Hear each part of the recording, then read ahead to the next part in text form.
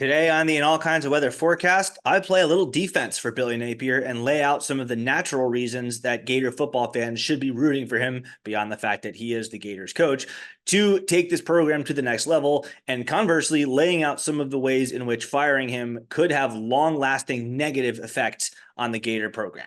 This is the In All Kinds of Weather forecast.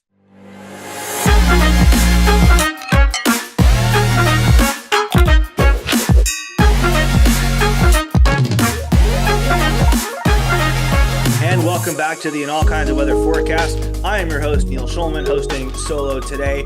You can follow me on Twitter and Instagram at All Kinds Weather. You can also follow the show on Twitter at IAKOW Forecast. And as you may have noticed, we are more active on YouTube now than we were. So more shows coming. If you haven't already done so, please be sure to smash that subscribe button, hit the like button. Be sure to comment your thoughts on what we're discussing today below. So recently, I've gotten a lot of feedback about me saying things like, I like Billy Napier, I really, really do, before lighting into him for various things, like the play calling, like the personnel, the assistant coaches, stuff like that, that has driven fans crazy. I mean, the special teams, people who tend to be on the more glass half full side of this come at me with, well, Neil, I don't know if you really do like him. It seems to be a situation where you're just sort of saying that to kind of lessen the blow or give yourself a license to tear into him. That's been the crux of the criticism there, to which there are three counterpoints. Number one, I don't need a license to tear into him or defend him for that matter. The In All Kinds of Weather forecast mantra is keep it respectful, but keep it real. So, obviously nobody controls me. Nobody controls my opinions. Nobody controls this show's content. It's one of the things that I'm proud of with this brand. I don't believe in being outright nasty to people for no reason. But if I feel a certain way, I'm going to say it. Maybe that's growing up in New Jersey, or maybe that's just who I am DNA wise. I don't know. But regardless, that's how I've always operated. That's how I'm going to continue to operate. I don't believe in holding back. So that's number one. Number two, going off the first point, nobody needs a license to defend or support anybody. That's what the internet is, and that's what Gator media brands are and do. And whatever you think of Dave Waters or Allie Peak or the High Top Boys or any other outlet out there, the one thing you cannot say about them is that they're told what to think, because they do not. So not only is that line of thinking incorrect, it doesn't work for anyone. It's not correct for any Gator media personality or blogger or YouTuber, or content creator, or whatever else you want to call them. And that brings us to the third reason. The third reason why there's no soft spot, there's no sugarcoating here with Billy Napier. I genuinely do like the guy. I truly do like Billy Napier for football reasons and non-football reasons. And today I'll explain not only why I like him, but more generally why I think it's a good thing for him to hang around for a little while. And let me actually start there. I'll start by talking about why, even if Billy Napier were a douche, and to be very, very clear, he is not. But let's just pretend that Billy Napier was a douche. In that situation, it would still really, really hurt to fire him. So, thanks to Florida's side of the negotiation table getting demolished by Jimmy Sexton, if Florida does fire Billy Napier without cause, Florida would owe him 85% of what's left on his contract. If he were to be fired after the 2024 season, he would be owed $25.67 million. That is a lot of money. And look, it's not my money. I'm very low on the UF booster totem pole, but I do have empathy for other people who pay bills at Florida, like Gary Condren or Hugh Hathcock, who do foot the bill for a lot of things Gator sports related. They're tired of paying these failed coaching buyouts. I get it. I can understand that. I can put myself in their shoes. Forget pure dollar amounts. Let's just talk percentage of my savings account right now. If you were to tell me, hey, I need you to just give me 5% of what's in your savings account so we can pay this guy to not coach our football team, I'd be pissed. I would be really, really pissed. I wouldn't want to do that. And furthermore, even if that's just a drop in the bucket of Gary Condren's wealth or Hugh Hathcock's wealth, it gets real annoying real fast to have the same person or a group of people or association keep coming to you asking for your money because you keep effing up in the same fashion over and over and over again. It is a massive imposition for these guys who already spend a lot of their hard-earned money on Gator sports to then pay more of their hard-earned money for people to actively not be involved in Gator sports. So out of respect and empathy for these boosters, I'd really rather not do that. Oh, and one more point, just to illustrate how badly Florida got rooked by Napier's agent, Jimmy Sexton. There's no mitigation in that buyout. If Napier were to get fired without cause and then took another job, Florida would still be on the hook for every single penny of his buyout. That means that Napier could be getting paid to coach his next team while simultaneously still getting paid 85% of what his annual salary was at Florida to not coach his, in this situation now, former Gators, which is just offensive. I mean, that's just disgusting to think about. If you're not going to have a mitigation clause, you got to reduce that percentage down below 85%. That's ridiculous to have 85% of his salary be paid to him with no mitigation in there. That's insane. Now, I'm not an agent. I don't have the sports administration degree, but like everyone else watching or listening to this, I know a large chunk of money when I see it, and that just seems to be exorbitant. How or why the contract is written that way is for another day. Maybe Florida did that on purpose to save itself from maybe getting too trigger happy and itching to fire Napier too quickly. Maybe Florida is just generally that bad at the negotiating table. Don't know. Truly don't know. Wasn't in the room, but that's the contract. Reading right off of Gatorsports.com. The buyout: if Napier is terminated without cause, the UAA will be responsible for 85% of the total remaining annual compensation through the otherwise unexpired term without any mitigation obligations incurred by Napier or offset rights attributed to UAA. So that is that.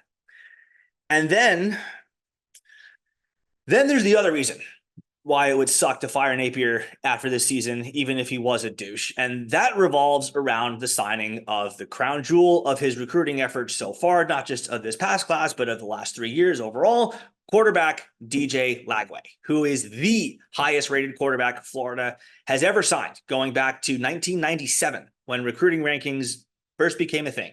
And think about the quarterbacks that Florida has signed since then. Starting at the end of the Spurrier era with Jesse Palmer and Rex Grossman, then to Chris Leak, to Tim Tebow, to Cam Newton, to Will Greer, to Anthony Richardson. There were some busts in there too, like Brock Berlin and John Brantley. But all those other guys I just mentioned, Lagway is rated higher than all of them. Now, nobody is arguing that Lagway will have as good of a college career as any of those guys. And as I mentioned with Brantley and Berlin, there does come the possibility of a bust. But in terms of pure talent and the potential, strictly speaking, from the 247 Sports composite ranking standpoint, Florida has never had such an incredibly gifted athlete signed to play quarterback for the Gator football program.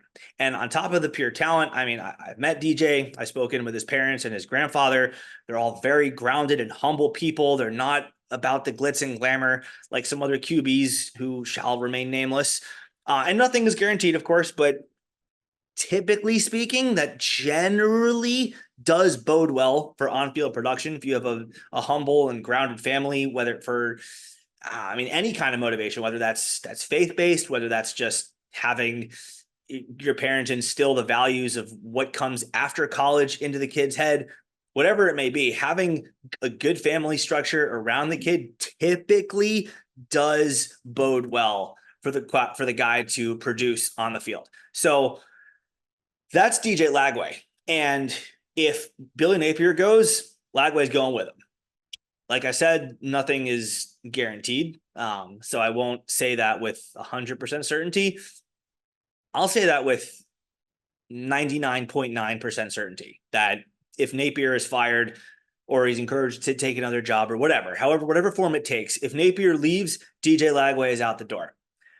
I'll give the new coach, whoever it may be, about 1,000 to 1 odds to keep him. Maybe a little better than that. Maybe like 500 to 1 odds. So figure somewhere between a 99.8% chance and a 99.9% chance that DJ Lagway is gone if Napier leaves, which is a major league problem for a long list of reasons, not the least of which is that you don't want to have to put that kind of pressure on a new coach to have to replace that kind of talent, because then the two QBs will always be compared to each other. And as a Gator fan, I mean, we've seen that movie enough, right? Highly touted QB comes to Florida, big time hype around him, plays a little bit at Florida, and then transfers somewhere else and thrives after giving Gator fans just a taste of what he can do. We saw that with Brock Berlin at Miami in 2003. We saw it with Cam Newton at Auburn in 2010. We saw it with Will Grier at West Virginia in 2017. I mean, it's just nauseating to think about all those cases of guys that Florida had in their grasp and just let go elsewhere for various reasons. Sometimes it was Florida's fault. Sometimes it was not Florida's fault. Regardless, it's just a nauseating experience to watch a quarterback who initially signed with Florida go somewhere else and then thrive there. So DJ Lagway going to another school and thriving at his new school would do unprecedented amounts of damage to the mental health of this Gator fan base on a collective note. I mean, just reading tweets, just reading social media comments, obviously there's more to a fan base than social media, but social media does kind of reflect the fan base a bit, at least to an extent. And just judging by those comments, as well as, hearing fans talk in the stands and just conversing with them on the streets and of Gainesville and wherever else they may be, it would not be good for this fan base's mental health to watch DJ Lagway go somewhere else and take off. So putting aside his personality and who he is as a person, I would rather Napier make it at Florida, if for no other reason than to keep our boosters from having to pay another failed coaching buyout and the chance to see DJ Lagway at the controls of the offense for a full season.